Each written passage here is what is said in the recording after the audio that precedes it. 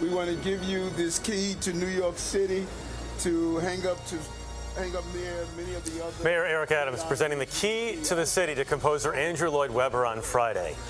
Tomorrow night, Lloyd Webber's signature production comes to a close. After a record run of 35 years, the Majestic Theater will host the final performance of Phantom of the Opera. The musical is a critical and commercial blockbuster, and it reset the standard for Broadway productions. Elaine Quijano gives us one last glimpse of the Phantom before the curtain comes down.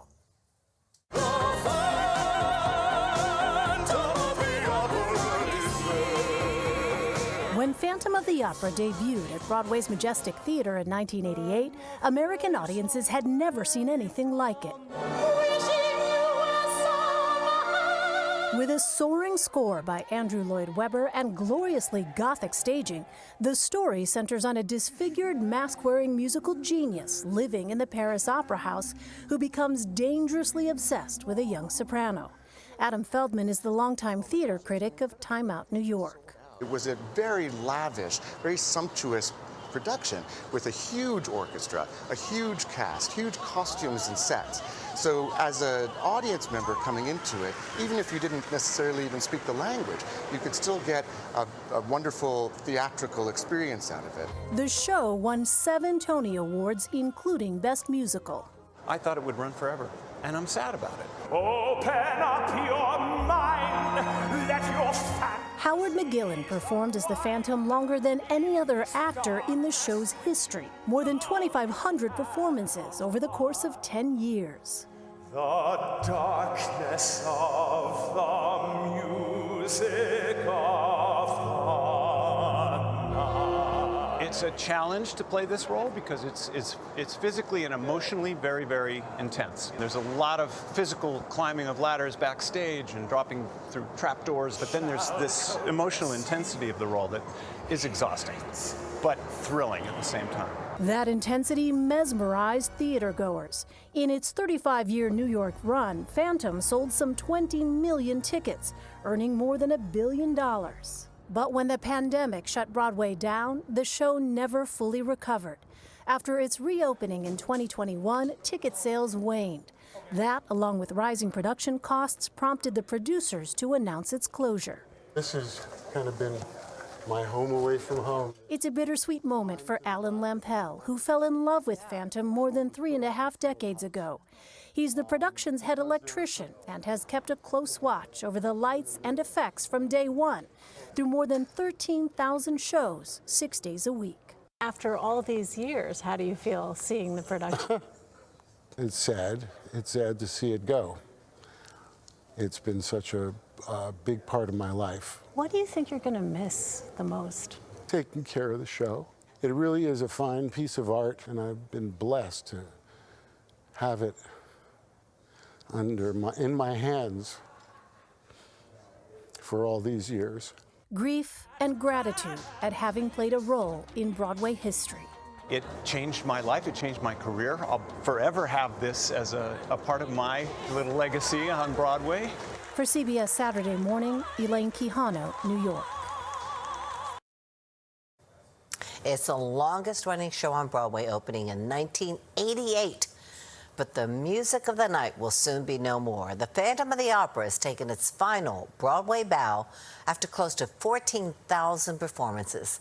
Pixelman's McGee Hickey is at the red carpet with more. Hi there, McGee. Good evening to you, Heidi. I'm here on the red carpet. It is such a bittersweet night for Phantom of the Opera. After 35 years, the curtain is coming down. Come Monday morning, the chandelier will no longer be rising from the stage of the Majestic Theater after a record-breaking 35-year run. 20 million tickets have been sold for a show that has grossed $3.6 billion. We feel how much the audiences love this show. I mean, it's like no other show I've done. And I've done my share of them, but there's nothing like Phantom. And so if audiences are feeling a melancholy that the show is closing, I am most certainly feeling it. The Phantom of the Opera has been the largest single generator of income and jobs on Broadway, employing more than 6,000 people over the years, including 450 actors and a 27-piece orchestra. But the pandemic pause of 18 months and a softer tourist trade were part of the problem. Another big part, it's just a super expensive Broadway musical to mount every day. It's over now, the music. Fans have been singing their favorite songs outside the Majestic since it opened in 1988, and a lucky few won the lottery to buy $99 tickets on this black tie closing night. It's a very beautiful score, it's a beautiful show, and I'm very, very depressed that it's leaving. I'm a sucker for spectacle. It hits all those marks. The music is lush and divine. You leave the show humming any sort of medley.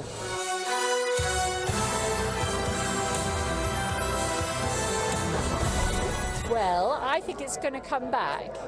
So because it's a classic piece, and people, I watch all the new generation of people coming up that love theatre, and they're obsessed with the show, and they're teenagers. And so many people here on the red carpet are hoping that Phantom comes back, maybe just in a smaller, scaled-down version. You have only a few minutes left. What are your thoughts? Wow, what a day, right? I mean, I feel excited and overwhelmed and anxious, but mostly just happy. You know, I get to do this with all these people over here, so. Break a leg. Thank you so much. From the red carpet, McGee Hickey, Pix 11 News, back to you in the studio. Wow, what a wonderful, wonderful show. And that music will, of course, be everywhere. Will live on.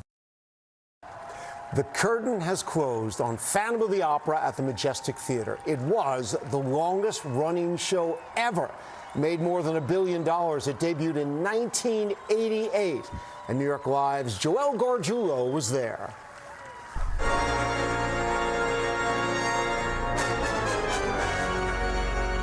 Those haunting opening chords have welcomed audiences of more than 20 million to Broadway's Majestic Theater. This is New York. People from around the world came here to see Phantom. This was the first musical that I saw. I was 4 years old. I turned to my dad at the curtain call and said, "Dad, I'm going to be an actor when I grow up." And now, 30-some years later, I am closing the show on Broadway tonight. So it's just like, you know, dreams sometimes do come true. After 13,981 performances, Andrew Lloyd Webber's spectacle has played for a final time. Emily Kuachu made history as the first black actress to play the iconic Christine. How are you feeling? I'm feeling, it's a crazy day, right? It's just, I mean, I'm so excited to do this show for the last time and really go out with a bang. How's Andrew doing? He's grieving. Sarah Brightman, the original Christine, was there for the first and now the last, which included an extra act, the goodbye.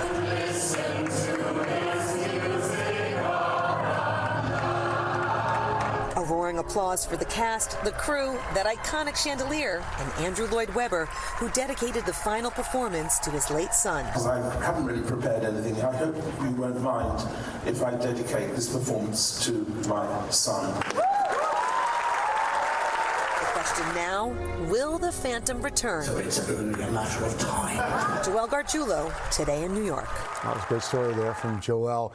Maria, you know, in the Times this weekend, they had personal reflections of people who saw the show, and I know you did. I did, but I know you did too. Yeah, I saw it in 1991, so it was just a few years old at that point. And everything that anyone has ever said about it's magical. I remember so vividly the lantern, not the lantern, the chandelier, and just, it's all magic. It's all magic.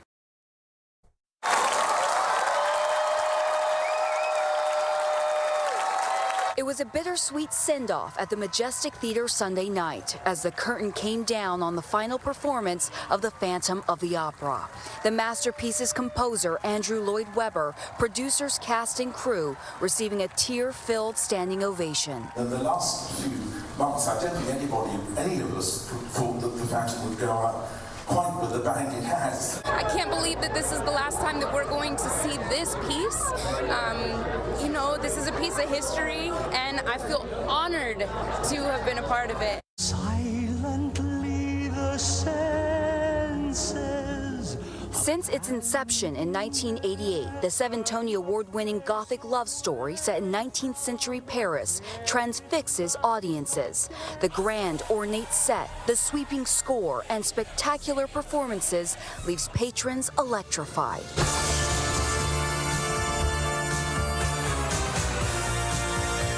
First musical I was introduced to when I was 7 years old. Musical theater major Lexi Lurs attended Saturday's final public performance but returned Sunday, standing behind barricades for hours with other superfans, hoping for a chance to see the show's celebrity talent. While the Broadway show has grossed $1.4 billion in New York, it needed government assistance to reopen after pandemic shutdowns and never really recouped the sales of its prime. It was decided the show would close in February, the announcement causing demand to skyrocket. Seats sold out, sales broke records, and ticket prices soared. The show's closing pushed back until April. I feel for all the people that are involved with the show that have dedicated a lot of their life to it. And now it's, it's an end of an era. I think it's going to come back. Yes, I do. I don't know anything, but that's how I feel.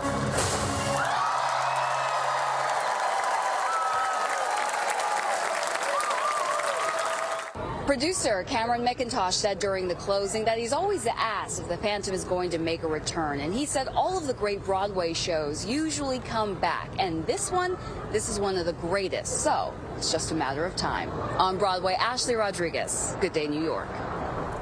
And we also want to hear from you. Should the Phantom of the Opera be revived? We've got an instant poll going on right now on our homepage. Most people say yes, they really like it a lot. Head over to fox5ny.com, cast your vote. Still time to weigh in this morning. Good Day, New York. Taking a quick break. We'll be right back.